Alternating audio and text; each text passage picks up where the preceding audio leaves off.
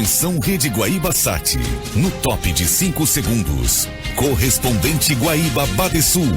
Uma produção do Departamento de Jornalismo da Rádio Guaíba, em colaboração com o Correio do Povo, TV Record e Portal R7.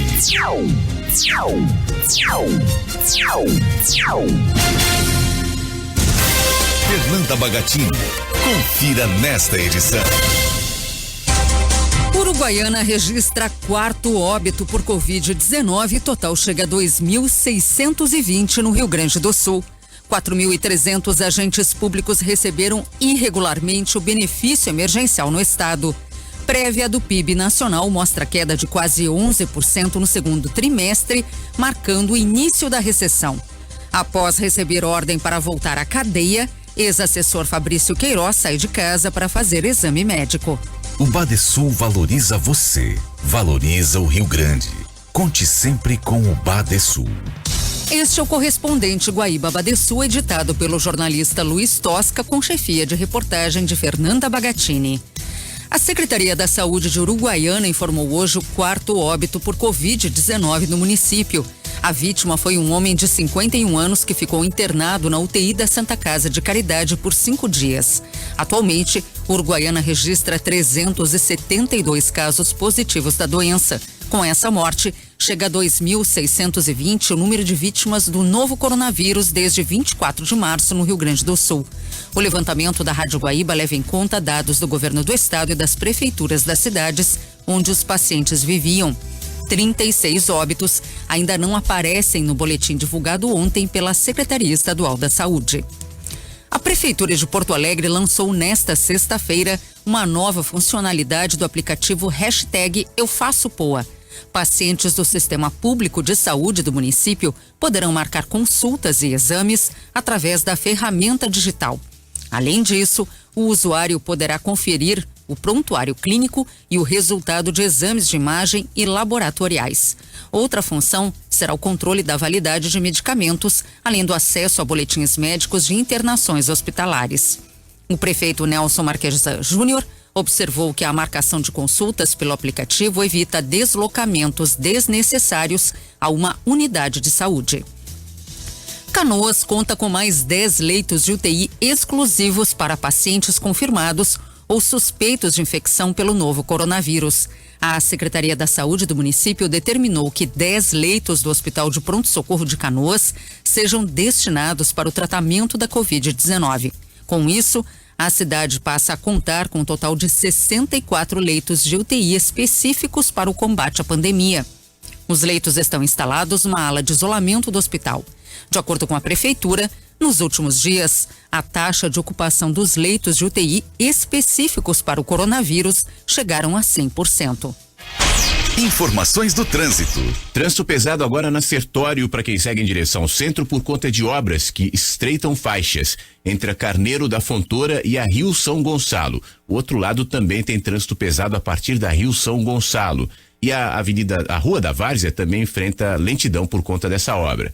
Castelo Branco está fluindo bem agora nos dois sentidos, com um movimento maior para quem segue no sentido da Ponte do Guaíba, pela Freeway, entre a ponte e o pedágio de Gravataí, sem congestionamentos nos dois lados. Guaíba Park, bairro planejado com terrenos a partir de 200 metros quadrados, entrada facilitada e financiamento direto em até 180 vezes. guaibapark.com.br. Com informações do trânsito, Flávio Siqueira.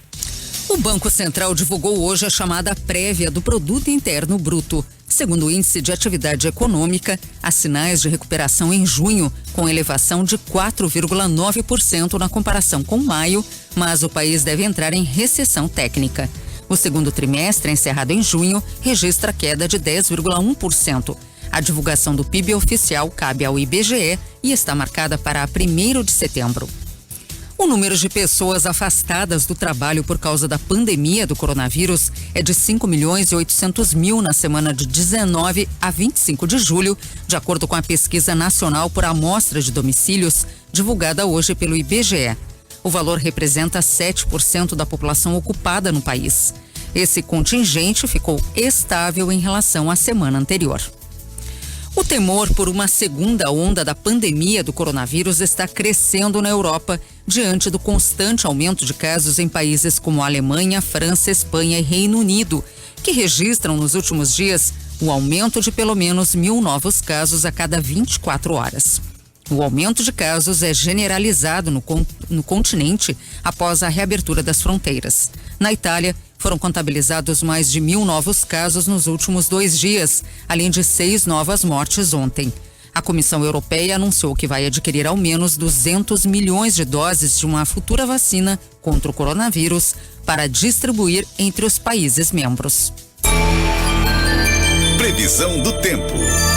Ar úmido segue provocando instabilidade no território gaúcho e na capital e região metropolitana. Hoje haverá muitas nuvens e chove ou garoa em alguns momentos.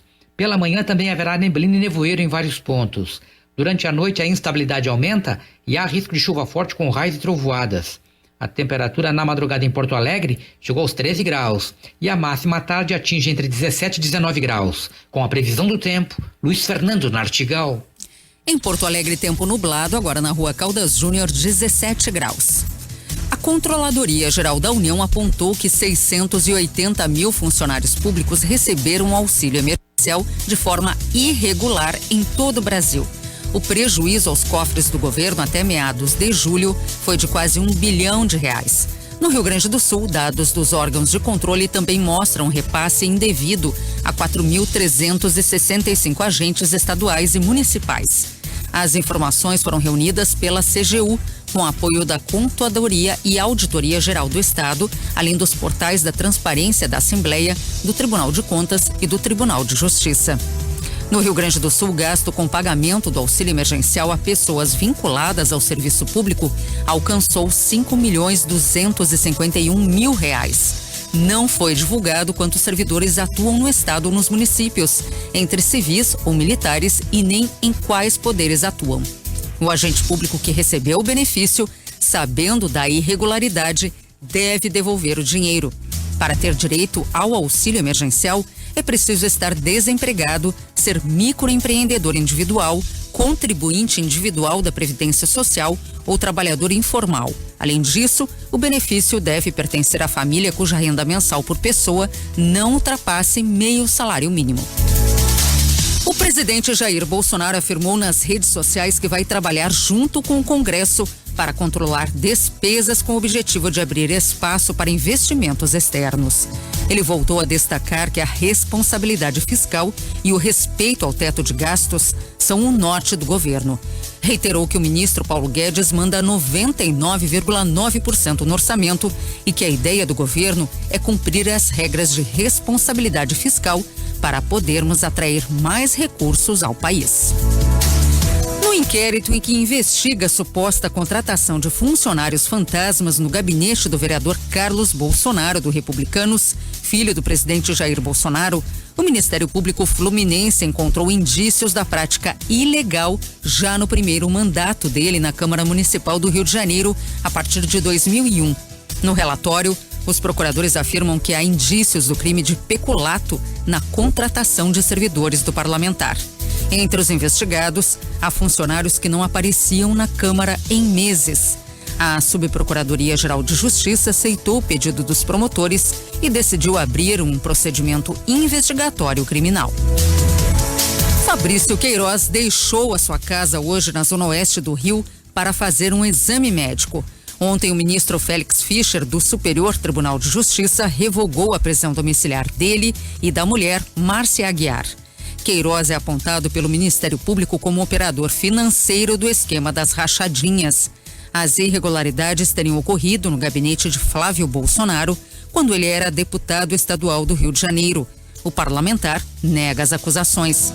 O ministro determinou que o Tribunal de Justiça do Rio analise com urgência a situação do casal.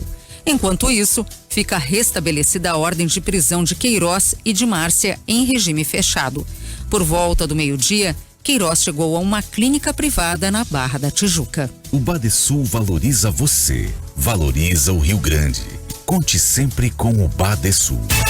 Ouça a terceira edição do Correspondente Guaíba Badesul, às 6h50 da tarde.